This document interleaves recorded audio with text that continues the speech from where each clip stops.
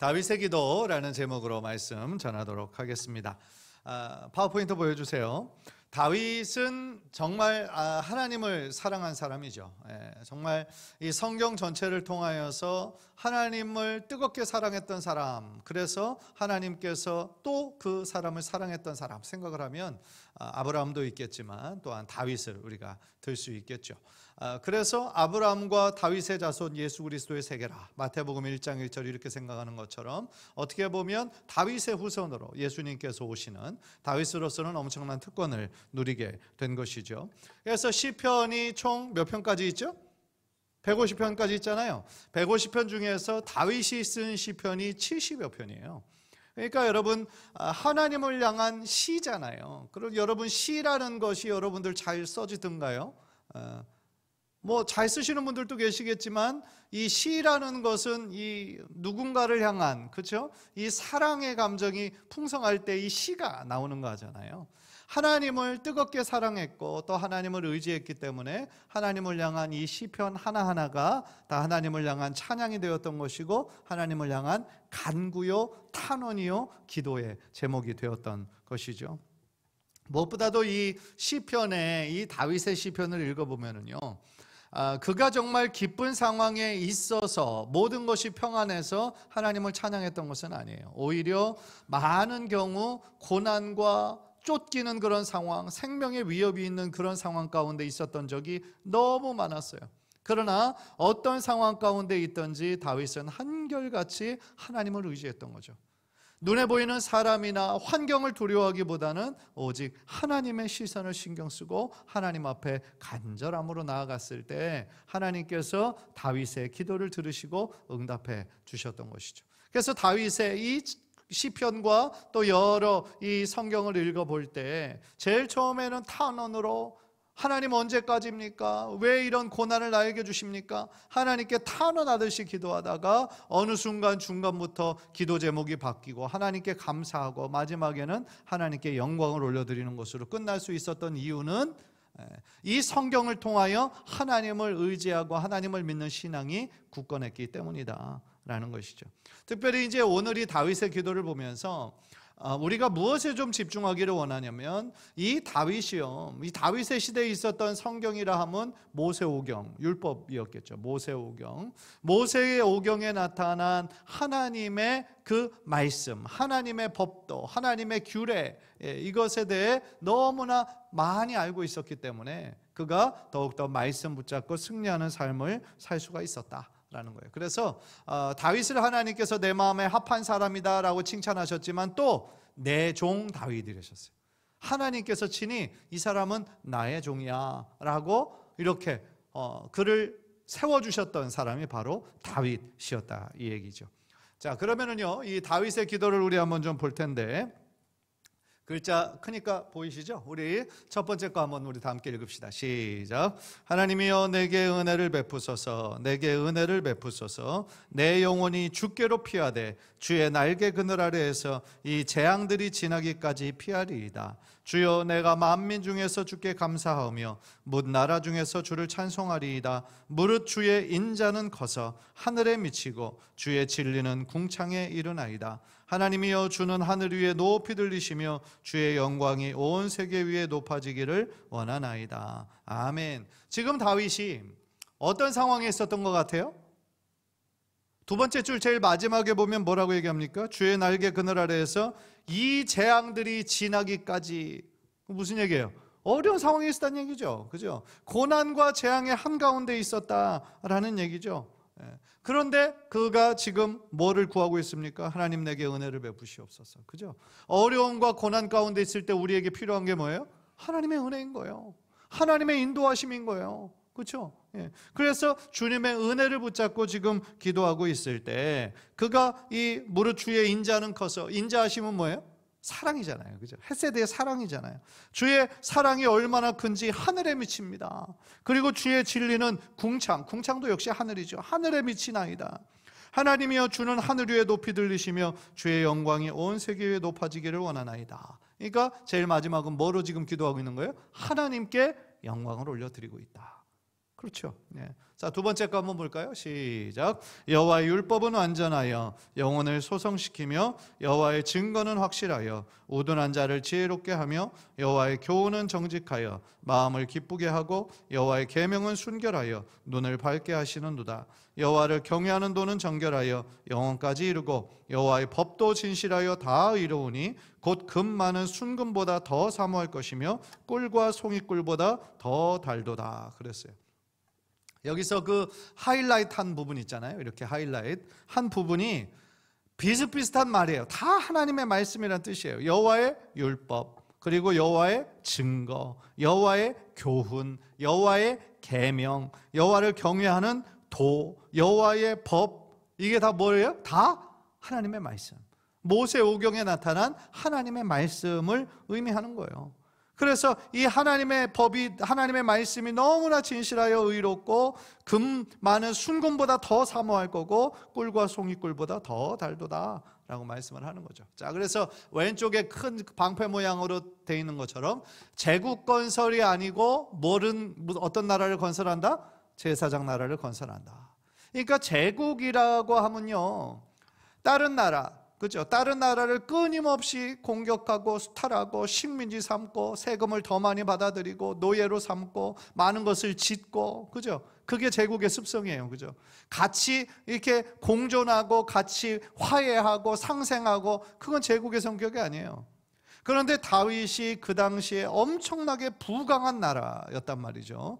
부강한 나라의 왕이었음에도 불구하고 다윗은 제국이 되기를 꿈꾸지 않았어요. 내가 황제가 되어가지고 절대 권력을 누리면서 이 권력을 사유화해서 내가 계속 잘 먹고 잘 살아야 되겠다, 이런 생각을 하지 않고 제사장 나라, 그러니까 하나님이 기뻐하시는 제사장 나라 거룩한 백성의 삶을 살기로 다짐하고 또 그의 삶 가운데 실천했던 것이죠. 그래서 이 다윗의 그 하나님을 향한 진실하고 순수한 마음을 하나님께서는 기뻐하신 거예요. 그러니까 내 종 다윗, 이렇게 칭찬하셨던 것이죠. 자, 그래서요, 이러한 순서로 오늘 한번 좀 함께 말씀을 보려고 그래요. 기록된 성경, 이때 다윗의 관점에서는 모세오경입니다. 그래서 거기 아는 만큼 구할 수 있다, 맞는 얘기예요. 아는 만큼 보이잖아요. 그죠? 우리가 아는 만큼 보입니다. 마찬가지로 우리가 하나님을 아는 만큼 하나님께 구할 수 있는 거예요. 그래서 이 하나님의 성품을 아는 것, 또한 하나님께서 계시하신 말씀을 아는 것이 우리들에게 힘이 되는 것이죠. 그 다음에는 지금 다윗이 어떤 현실에 있었는지 한번 살펴보고, 또 하나님의 말씀으로 인해서 다윗이 어떻게 현실을 강구했는지를 볼 것이고, 그 다음에 어떻게 응답받았고, 또 마지막에 하나님께 영광을 올려드리는 이 순서로 우리가 한번 좀 살펴보도록 하겠습니다. 먼저 좀 기록된 성경을 우리가 좀 볼 텐데요. 다윗은 어렸을 때부터 모세오경, 하나님의 말씀을 배웠던 사람이었어요. 그래서 하나님께서 행하시는 일을 정확하게 알고 있었어요. 그래서 모세오경을 보면 전쟁 이야기가 많이 나오죠. 모세오경이라면 어떤 책이죠? 창세기, 출애굽기, 레위기, 민수기, 신명기. 그래서 이것을 모세오경, 모세가 다 쓰고 정리한 것이죠. 그래서 모세오경을 보시면 제일 첫 번째 출애굽기 17장에 나오는 거, 모세가 손을 들면 이스라엘이 이기고 손을 내리면 아말렉이 이기더니, 광야 가운데 첫 번째 나온 전쟁 기사예요. 아말렉과 전쟁이 하게 됐죠. 그래서 이 모세가 손을 들고 있으면 이스라엘 백성이, 지금 여호수아가 대장으로 나가가지고 지금 싸우고 있는데 모세가 손을 들면 이스라엘이 이기고, 모세가 손이 지치고 힘들어서 내리면 아말렉이 이기고, 그죠? 이런 일이 일어났죠. 그래서 모세가 손을 내리지 못하게 옆에서 누가 붙잡고 있었어요? 아론과 훌이, 그죠? 한쪽 팔을 이렇게 지탱해서 붙잡고 있어서 이 하루 종일 팔이 떨어지지 않아서 이스라엘이 아말렉군을 이기고 승리할 수 있었던 것이죠. 또 레위기 26장을 보면 하나님의 백성, 하나님의 군사들이 어떻게 승리를 할 것인지가 여기에 조금 비유적으로 이야기가 나와요. 제가 한번 읽을게, 잘 보세요. 너희의 원수들을 쫓으리니 그들이 너희 앞에서 칼에 엎드러질 것이라. 또 너희 5이 100을 쫓고, 5명이 100명을 쫓을 수 있다는 거예요. 20대 1인데도 대단하죠. 뒤에 보면 더 대단하죠. 너희 100이 만을 쫓으리니. 100명이 하고 10,000명하고 몇 대 1이에요? 아, 산소에 약하시구나.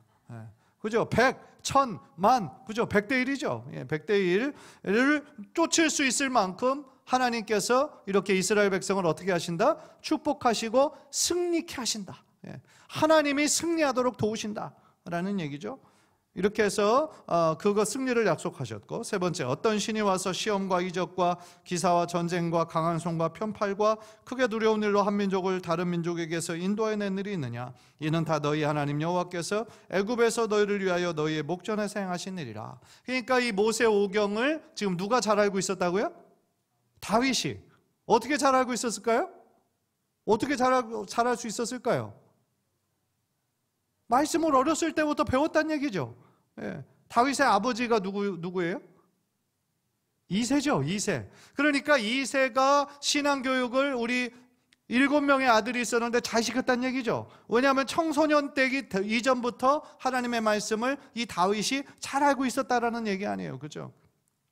자, 그래서 모세 오경을 통한 하나님의 가나안 땅 이야기도 다윗이 너무나 잘 알고 있었다 라는 거죠. 그래서 이새의 패밀리 스쿨, 이새의 그 가정학교를 보면은 이 신명기 11장에 또 그것을 너희의 자녀에게 가르치며 집에 앉아 있을 때든지 길을 갈 때든지 누워 있을 때든지 일어날 때든지 이 말씀을 강론하고 또 내 집 문설주와 바깥문에 기록하라. 신명기에, 그죠? 신명기 6장 쉐마 말씀이 딱 나오고 난 후 자녀들에게 하나님의 말씀을 가르치라는 내용이 쭉 나오잖아요. 그래서 이 말씀을 다윗의 가정에서는 이미 실천하고 있었다라는 거죠. 자, 두 번째 보시면 이새와 그의 아들들을 성결하게 하고 제사에 청하니라. 그들이 오매 사무엘이 엘리압을 보고, 엘리압은 몇째예요?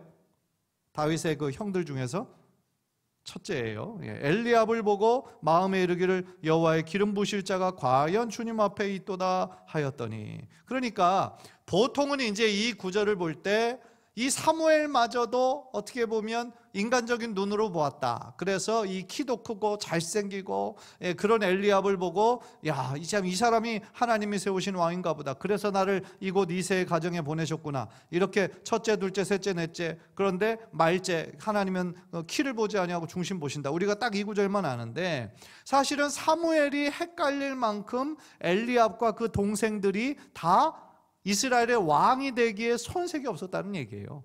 사실은 다르게 표현하면. 그러니까 이 이새가 이 자신들의 아들들을 어떻게 보면 말씀으로 잘 양육했다라고 우리가 또 예상할 수 있는 부분이겠죠. 물론 성경에서 그 부분을 강조하진 않지만. 자, 세 번째, 사울이 그에게 묻되 소년이여 누구의 아들이냐 하니 다윗이 대답하되 나는 주의 종 베들레헴 사람 이새의 아들이니이다. 이렇게 이야기하죠. 자, 청소년 시기에 다윗은 어땠습니까? 청소년 시기에 다윗이 사울에게 말하되 주의 종이 아버지의 양을 지킬 때에 사자나 곰이 와서 양떼에서 새끼를 물어가면 내가 따라가서 그것을 치고 그 입에서 새끼를 건져내었고 그것이 일어나 나를 해하고자 하면 내가 그 수염을 잡고 그것을 쳐 죽였나이다. 주의 종이 사자와 곰도 쳤은즉 살아계시는 하나님의 군대를 모욕한 이 할례받지 않은 블레셋 사람이리이까 그가 그 짐승의 하나와 같이 되리이다. 이게 언제 누구에게 이야기하는 거예요? 지금 누가 쳐들어온 거예요? 블레셋 군사들이 쳐들어왔죠? 그들 블레셋에서 지금 대장이 누구예요? 키가 3m 되는 골리앗이 있었잖아요. 날 때부터 전사라고 하는. 그래서 막 골리앗이 매일매일 이 블레셋 군사들 쳐들어와 가지고 야, 너희 중에 나랑 싸울 사람 없냐? 너희들 왜 다 겁쟁이다? 그러면서 막 하나님의 이름을 모욕한 거 아니에요. 그런데 이스라엘에서도 이 사울 왕이 대단한 용사죠. 사울도 아주 싸움을 잘하는 사울인데 못 나갔잖아요. 두려워서. 사실 싸울 잘하는 용사들이 있었잖아요. 그런데 감히 나가질 못했어요. 왜냐하면 처음 보는 거인이잖아요. 처음 보는 거인인데다가 그가 가지고 있는 모든 무기들을 보니까 엄두가 안 나는 거죠. 그래서 아무도 나가지 못했는데 이 너무나 작고 곱상하게 생긴 다윗이 사울에게 와서 자기가 지금 나가서 이 할례받지 아니한 이 골리앗과 싸워서 내가 이기겠다. 내가 곰하고도 싸워서도 이기고 사자랑도 싸워서 이겼다. 그거 대단하죠. 사람이 곰하고 어떻게 싸워요? 그때도 아마 이걸로 물맷돌로 아마 싸워서 이기지 않았을까 싶은데, 하여간 이 청소년 시기에 다윗은 용맹이 대단했던 거죠. 눈에 보이는 어떤 사람이나 환경을 보지 않고 하나님을 믿는 그 신앙이 너무나 대단했던 것이죠. 이거 용기가. 그러니까 이러한 모습 보고 사울의 아들 요나단이 사랑에 빠진 거잖아요. 너무 멋있다. 사울도 속으로는 대단하다 이런 생각을 했겠죠. 그죠? 자, 제일 마지막 구절을 우리 다 같이 한번 읽읍시다. 시작. 다윗이 블레셋 사람에게 이르되 너는 칼과 창과 단창으로 내게 나아오거니와 나는 만군의 여호와의 이름 곧 네가 모욕하는 이스라엘 군대의 하나님의 이름으로 내게 나아가노라. 아멘. 그러니까 위에 방금 읽었던 사무엘상 17장 34절 36절 그리고 45절의 내용을 보면 이 청소년 다윗은 어떤 신앙이 있었냐면 모든 전쟁은 누구에게 속했다? 하나님께 속했다. 하나님께서 이기게 하시면 불가능해 보이는 이 싸움도 이길 수 있다 라는 믿음이 있었던 거죠. 그러니까 용기를 내서 나아갈 수가 있었다라는 것이죠. 그러니까 어렸을 때부터 배웠던 이 신앙의 힘뿐만 아니라 특별한 하나님을 향한 그 열심, 사랑, 그리고 용기 있었던 것이죠. 멋진 사람이죠. 자, 다음 넘어갑니다. 자, 다음은요, 나의 현실. 지금 다윗의 여러 가지 현실을 우리 한번 생각해 보자 이 얘기예요. 첫 번째 보면 사울이 그의 아들 요나단과 그의 모든 신하에게 다윗을 죽이라 말하였더니 사울의 아들 요나단이 다윗을 심히 좋아하므로. 그러니까 사울이 제일 처음부터 다윗을 미워하진 않았죠. 왜냐하면 수금 타는 자로 이렇게 고용을 했는데 다윗이 수금을 치면은 막 사울이 막 악신이 들려가지고 괴로울 때 다윗이 수금을 이렇게 치면서 찬양하면은 악신이 도망가고 그랬잖아요. 얼마나 두고 좋아했겠어요. 너무나 신뢰하는 나머지 군대 장관으로도 세웠다 이 말이에요. 자기가 싫어하는 사람, 시기하는 사람을 군대 장관으로 세웁니까? 아니죠. 그때까지만 해도 다윗을 너무너무 신뢰했던 거예요. 그런데 어느 순간부터 시기와 질투로 바뀝니까? 그 여성들이 이 다윗이 군대 장관으로 군대 전쟁에 나가기만 하면 승리를 하는 거죠. 그러니까 사실은 그 여성들 노래 부르는 사람의 탓이라기보다는 어쨌든 완전히 이 나라의 분위기가 지금 다윗을 더 좋아하는 쪽으로 흐른 거죠. 그러니까 사울이 죽인 자는 천천히요, 다윗이 죽인 자는 만만이다. 그 노래를 듣고 이 사울이 그때부터 이제 경계하고 시기하고 질투하고 이제 이 다윗이 이 나라까지 이렇게 뺏어서 이렇게 할 수도 있겠구나. 그런 시기와 질투가 생기면서 이 다윗을 이제 죽이려고 하는 거죠. 그래서 사울이 이 다윗이 이제 도망가고 다윗을 죽이기 위해서 무려 3,000명의 군사를 보내요. 3,000명. 한 명 죽이려고 3,000명의 군사를 보내고 다윗은 그때부터 쫓기는 자가 되는 것이죠. 그런데 다윗이 이렇게 숨으려고 할 때마다요, 밀고 하는 사람들이 많았어요. 몰래 이 다윗이 숨어 있는 곳을 이야기하는 사람들이 많았는데 그 이유가 있어요. 왜냐하면은 이 다윗이 제일 처음 이제 이렇게 도망가려고 했을 때 그를 도와줬던, 왜냐하면 그가 지금 칼도 하나도 없고 싸울 만한 뭐가 없잖아요. 그래서 노비라는 제사장 찾아가서 나에게 지금 먹을 거를 좀 주고 그 다음에 칼도 좀 달라고 이렇게 얘기한 적이 있었거든요. 그때 제사장만 먹을 수 있는 진설병도 주었고 또 그때 그곳에 뭐가 있었냐면 골리앗의 칼이 있었어요. 그래서 이 노베 제사장은 사실은 다윗의 말을, 군대 장관이니까 그 다윗의 말만 믿고 그것을 아무런 의심 없이 빌려줬잖아요. 그런데 그 장면을 옆에서 보던 사람이 있었죠. 도액이라고 하는 이 사람이 이 사울 왕에게 밀고 하면서 이 사울이 본때를 보여줘야 되겠다. 다윗을 숨겨주는 자는 어떻게 하는지 본때를 보여주겠다 해가지고 그 도액이 제사장이었는데 그 도액 제사장, 그 주변에 있던 모든 제사장 85명을 다 죽이고 그 관련된 모든 가족들 그리고 그들 집에 있는 가축들까지 완전히 다 죽여버려요. 다. 그러니까 그 소문을 들은 이스라엘 백성들이 막 무서워한 거죠. 야, 이 다윗을 숨겨줬다가는 우리도 다 죽겠구나. 그렇게 해서 그때 이후로는 이 다윗이 가는 곳에 늘 사람들이 밀고자들이 많이 생겼던 것이죠. 그러니까 그런 참 어려운 상황, 비참한 상황이었던 거죠. 그래서 두 번째 보시면 여기는 또 언제냐, 그 엥게디 황무지 동굴 속에 숨어 있을 때였죠. 길가양에 우리의 이른즉 굴이 있는지라 사울이 뒤를 보러 들어가니라. 다윗과 그의 사람들이 그 굴 깊은 곳에 있더니 다윗의 사람들이 이르되 보소서 여호와께서 당신에게 이르시기를 내가 원수를 내 손에 넘기리니 네 생각에 좋은 대로 그에게 행하라 하시더니 이것이 그날이다 하니 다윗이 일어나서 사울의 겉옷자락을 가만히 베니라. 이 이야기도 여러분들 많이 들으셨잖아요. 그래서 사울이 뒤를 보러 들어갔다, 이게 뭐 어떤 사람은 뭐 쉬러 들어갔다, 혹은 어떤 사람은 용변을 보러 갔다, 뭐 어쨌든 양쪽 해석이든 어쨌든 다 이 굴 속에 들어가는데 어둠 속에 있던 사람들은 다 잘 보이잖아요. 어둠 속에 계속 있으니까. 그런데 사울은 이제 보이지가 않았던 거죠. 보이지도 않고 그 안에 무슨 뭐 물소리가 세면은 뭐 전혀 들리지가 않을 테니까. 그러니까 이 다윗과 함께 있던 맨날 도망다니던 사람이 이 자기를 이렇게 다윗을 죽이려고 하는 원수가 지금 너무나 죽이기 좋은 상황 가운데 딱 있는 거죠. 그러니까 하나님이 주신 절호의 기회입니다. 죽여야 됩니다 라고 그 주변 충성스러운 군사들이 다 그렇게 권면을 하는데 다윗이 뭐라고 해요? 그렇게 하면 안 된다.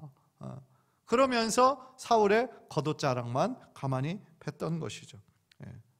왜 그렇게 했죠? 다윗이 죽일 수 있는데 왜 이렇게 사울의 옷자락만 맸을까요? 그러죠. 그러니까 이 사울 왕이지만 하나님이 세우신 사람이라는 거죠.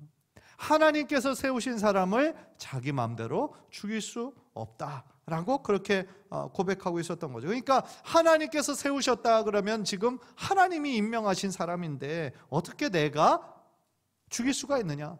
만약에 하나님의 뜻에서 벗어났다면 하나님께서 친히 다루실 거다, 하나님이 패하실 거다라는 믿음이 있었다라는 것이죠. 자 그러면 성경 묵상 후 나의 현실 간구하기입니다. 그래서 이거는 제가 잠깐 아까 말씀드렸죠. 다윗의 기도원을 보면 율법, 증거, 교훈, 계명, 도, 주의 법, 이게 다 뭐다? 하나님의 말씀을 의미한다. 그래서 하나님의 이 율법의 말씀에 대해서 너무나 잘 알고 있었다라는 거예요. 그래서 그 많은 위기의 순간에도 다윗은 기도와 찬양하는 것을 멈추지 않았다. 이것이 핵심이에요. 자, 밑에 빨간 글자 있는 것을 보시면 시편 59편을 보면 어떤 상황이었냐면 사울이 사람을 보내어 다윗을 죽이려고 그 집을 지킨 때. 34편을 보면 다윗이 아비멜렉 앞에서 미친 채 하다가 쫓겨나서 지은 시. 이게 어떤 상황인지 이해가 되시죠? 살려고 침을 흘리면서 미친 척을 한 거예요. 얼마나 그 마음이 비참했겠어요, 그죠? 56편을 보니까 다윗이 가드에서 블레셋인에게 잡힌 때, 도망 다니다가 블레셋 사람에게 잡혀버렸어요. 52편을 보니까 에돔인 도액이 사울에게 이르러 다윗이 아히멜렉의 집에 왔다고 말하던 때, 그러니까 도액이 밀고 했던 때. 142편 다윗이 굴에 있을 때, 왜 도망갔던 거죠. 54편 10사람이 사울에게 다윗의 거처를 코자질할 때. 그러니까 이 모든 상황이 다 어떤 상황이에요? 위기의 상황이요, 고난의 상황이요. 지금 주변에 자기 편인 사람은 자기와 함께한 무리들 밖에 없었다는 거죠. 아둘람 동굴에 같이 있었던 사람들. 이처럼 어려운 이 다윗의 현실, 고난 속에서도 다윗이 계속하며 하나님을 기억하고 찬양하고 기도할 수 있었던 이유는 뭘까요? 그 이유는 하나님이 자신의 길을 선하게 인도하실 것이다, 마침내 하나님의 뜻을 이루실 것이다, 하나님이 나의 인도자가 되심을 믿는 믿음이 있었기 때문이다 라는 것이죠. 자, 응답받기. 그래서 이렇게 어려운 상황 속에서도 다윗이 하나님을 붙잡고 하나님의 인도하심을 구하고 하나님의 도우심을 구하고 하나님께 기도하고 찬양하잖아요. 그래서 응답을 받아서 끝내 왕의 자리에 오르게 되죠. 사울은 비참하게 전쟁에서 져서 자결을 하게 되고요. 그렇죠? 그래서 제일 처음 이 왕이 되는 것도 쉽지 않았어요. 쉽지 않고 3번이나 기름 부음을 받았죠. 그래서 제일 처음에 나라에 됐을 때는 그 유다만의 왕이 되었었고, 나중에는 이제 통일 왕국 전체 12개 지파의 왕이 되어서 다스릴 수 있었던 것이죠. 그래서 이 다윗의 때가 가장 부강한 때였다라는 거죠. 그래서 제일 첫 번째 나오는 구절, 아까 했던 것처럼 하나님의 기름 부으는 자를 치는 것은 여호와께서 금하는 것이다. 그리고 두 번째, 다윗이 온 이스라엘을 다스려 다윗이 모든 백성에게 정의와 공의를 행할세. 사울은 그 권력을 이용해서, 왕이라는 절대 권력을 이용해서 권력을 사유화한 거잖아요. 그죠? 그래서 하나님이 내 종이라고 세우신 그 다윗을 끊임없이 괴롭히고, 이 나라의 모든 권력을 자신의 영광을 위하여 사용을 했었는데, 이 다윗은 왕이 된 후에 지금 어떻게 한 거예요? 권력을 사유화하지 않고 하나님의 정의를 위해서, 하나님의 공의를 그 땅 가운데 펼치기 위해서 노력했다. 제사장 나라와 거룩한 백성이로 되기 위해서. 그러니까 이 다윗의 그 모든 것들을 하나님께서 축복하셨던 것이죠. 자, 응답받고 난 후에 이 다윗은 무엇을 했나? 하나님께 영광을 올려드렸죠. 그래서 마음 훈련으로 끝까지 흔들리지 않고 다윗의 길을 만들었다. 물론 다윗이라고 해서 완전한 사람은 아니었죠. 다윗의 치명적인 실수 몇 번 했어요? 왜 그걸 나한테 물어보냐, 그런 표정이네요. 치명적인 실수 몇 번 했어요? 2번 했어요. 2번. 한 번은 우리가 잘 아는 사건이죠. 우리아의 아내 밧세바를 범한 사건. 또 하나의 치명적인 실수는 뭐였어요? 뭐였죠? 그 숫자를 계수하는 거, 지파의 그 숫자를 계수하라는 거. 그래서 옆에 있던 군대 장관 요압이 왜 이런 일을 하느냐, 안 해도 되는데. 그런데 이 다윗이 왜 숫자를 다 계수하라고 그랬을까요? 자신의 나라에 싸울 만한 군사들이 이렇게 많이 있다라는 것은 결국 자신의 영광과 자신의 업적을 기리기 위한 그런 일이었죠. 그러니까 그때까지 하나님께서 그 나라를 이렇게 굳건하게 붙잡아 주셨는데 다윗은 2번이나 치명적인, 하나님께서 보시기에 죄악을 범했던 것이죠. 그러나 이렇게 실수가 있음에도 불구하고 하나님께서 다윗을 사랑하신 이유는 뭘까요? 다른 사람처럼 끝까지 그것을 안 한 것처럼 가리고 은폐하고 회개하지 않은 것이 아니라 나단 선지자로부터 그 죄를 지적받자마자 하나님 앞에 눈물을 흘리면서 완전히 그죠? 엎드려져서 하나님 앞에 철저하게 회개하잖아요. 그때 군대의 숫자를 계수한 그것도 마찬가지고요. 그래서 하나님께서 이 다윗의 그 하나님을 향한 순전한 마음을 보시고 기뻐하시고 축복하셨던 것이죠. 자, 시편 108편 1절에서 5절 우리 한번 이 시편 다 함께 한번 읽어볼까요? 시작. 하나님이여 내 마음을 정하였사오니 내가 노래하며 나의 마음을 다하여 찬양하리로다. 비파야 수구마 깰지어다 내가 새벽을 깨우리로다. 여호와여 내가 만민 중에서 주께 감사하고 문 나라 중에서 주를 찬양하오리니 주의 인자하심이 하늘보다 높으시며 주의 진실은 궁창에까지 이르나이다. 하나님이여 주는 하늘 위에 높이 들리시며 주의 영광이 온 땅에서 높임 받으시기를 원하나이다. 아멘. 그래서요 하나님의 영광을 위해서 주의 영광이 온 땅에 높임 받으시기를 원합니다. 하나님의 이름이, 하나님의 영광이 이 땅에 충만하기를 기도합니다. 그래서 그 파란 글자 보면 마음 훈련으로 끝까지 흔들리지 않고 다윗의 길을 만들었다. 이건 무슨 얘기예요? 다윗의 길을 만들었다? 다윗이 뭐 길을 냈나요? 그게 아니죠. 길이라는 것은 그 어떤 특별한 인생, 그거를 의미하죠. 그래서 이 우리가 그 서신이 아니고 그 사무엘상하, 열왕기상하를 우리가 읽어볼 때 열왕기상하를 읽어볼 때 다윗의 길이 나오고 그 다음에 여로보암의 길이 대조해서 나오잖아요. 그래서 많은 왕들이 다윗의 길을 따라가지 않고 누구의 길을 따라요? 여로보암의 길을 따라요. 여로보암의 길은 어떤 길이에요? 하나님을 대적하는 길이에요. 그러나 다윗의 길은 하나님께서 기뻐하시는 그 길을 믿음으로 따르는 길이에요. 그러니까 어떻게 보면 대명사가 된 거죠. 하나님께서 기뻐하시는, 하나님께 영광을 올려드리는, 권력을 사유화하지 않고 하나님의 영광을 위하여 정치하는 그 길의 아주 대표적인 사람이 바로 다윗이 된 것이죠. 그리고 그 길의 대표, 나쁜 쪽으로 대표가 된 사람이 이 여로보암이 된 것이고, 그래서 다윗의 길을 만들었던 사람이 바로 이 다윗 왕이었다. 자, 이제 마지막입니다. 다윗 그때와의 만남입니다. 다윗 그때의 기록을 가지고, 그때의 기록은 모세오경, 하나님의 말씀을 가지고 지금 당시에 그 사람이 있었을 때 순금보다 더 사모할 제사장 나라를 위한 기도를 올려드렸다. 아까도 말씀드렸지만 제국이 아니라, 제국이 되기 위해서 절대 권력을 소유한 것이 아니라 자신이 주인이 되지 않는 나라, 오직 하나님이 주인이 되시는 나라, 제사장 나라를 꿈꾸며 그렇게 기도했다라는 거죠. 그래서 하나님의 도우심을 구하면서 하나님의 뜻을 따르겠다고 고백한 그 다윗의 모습을 우리가 본받아야 되고, 다윗의 기도를 우리가 또한 본받아야 된다라는 거죠. 하나님께서 다윗의 기도를 기뻐하신 이유가 뭘까요? 다윗의 기도를 기뻐하신 이유? 언제나 다윗의 기도에는 하나님의 뜻에 순종하겠다라고 하는, 그리고 하나님을 사랑하고 하나님께 모든 영광을 올려드리는 다윗의 진실한 고백이 있었기 때문인 것이죠. 따라서 간절히 바라기는 우리들의 기도도 이 다윗이 하나님 앞에 드렸던 그 기도처럼 언제나 하나님의 도우심을 구하면서 또한 하나님의 뜻에 순종하는 우리 귀한 성도님들 모두 되어서 하나님을 기쁘시게 하는 복된 삶이 되시기를 주님의 이름으로 간절히 축원합니다.